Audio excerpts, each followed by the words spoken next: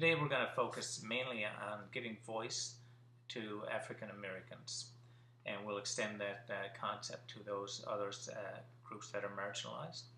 But before we go there, we'll look at the critical race as addressed by Clausen, who stated that the power of critical theory is its argument that in the United States, racism is normative.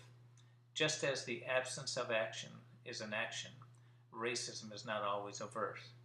Clausen used the expression illumination by contrast to highlight colorblindness, and used counter stories to demonstrate how the Majoritian story represented the law.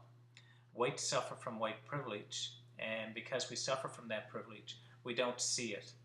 Blacks suffer from internalized racism, and because they're embroiled in within that context, then they take it for granted, just as whites take their privilege for granted.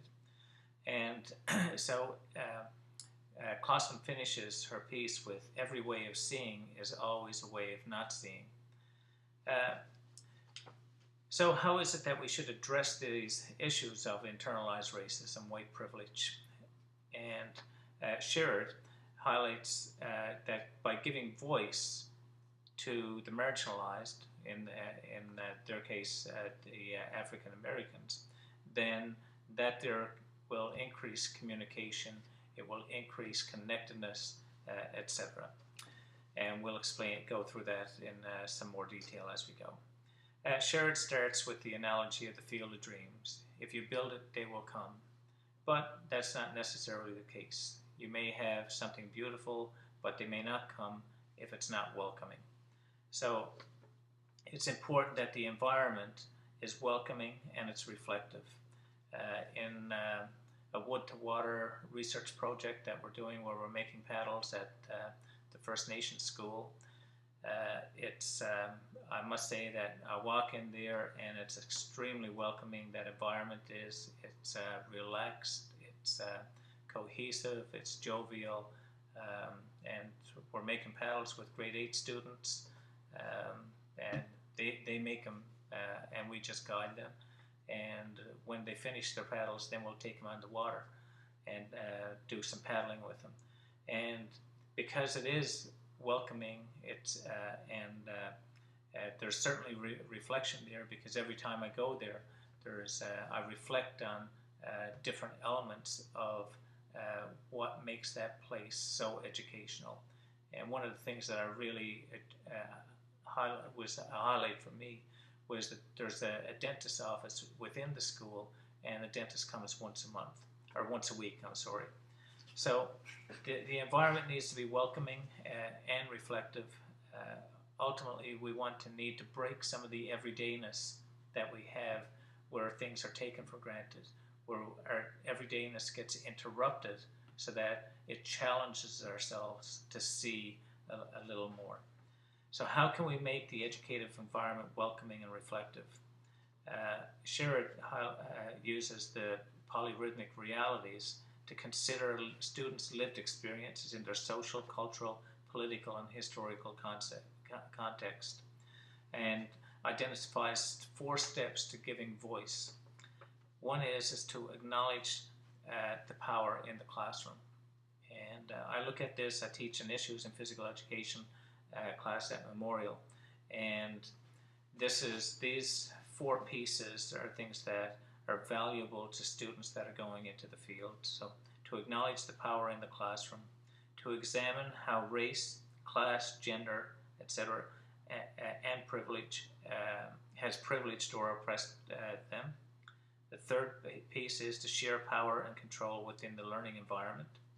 And the 4th is to create space for students' histories, cultures, as well as their own. So this here ties in with the feminism, and it's similar to the feminism.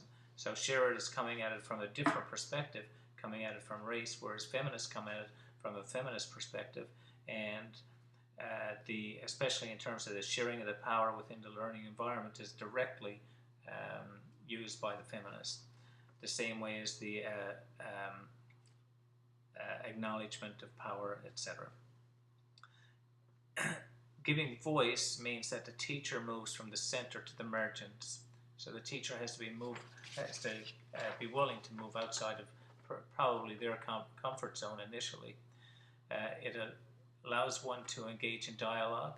It defines silencing and how it occurs. Recognizes and respects and encourages individuality through being empathetic and understanding to race, class, and gender.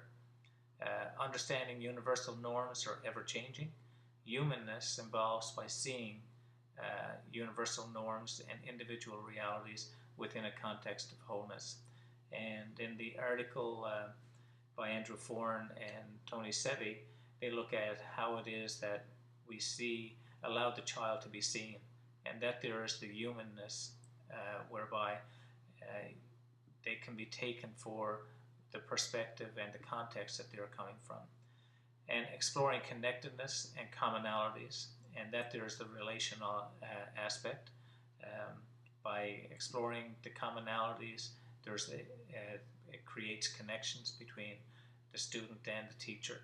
Eliminate or decrease stereotyping, and allowing individual and community consciousness to evolve, so they can explore ways to change not only themselves, but to understand the responsibility for participating in change that builds community. And that is accepting of varying realities, not only for their own, but also for others. And so, in the end, giving voice improves communication and it promotes connectedness.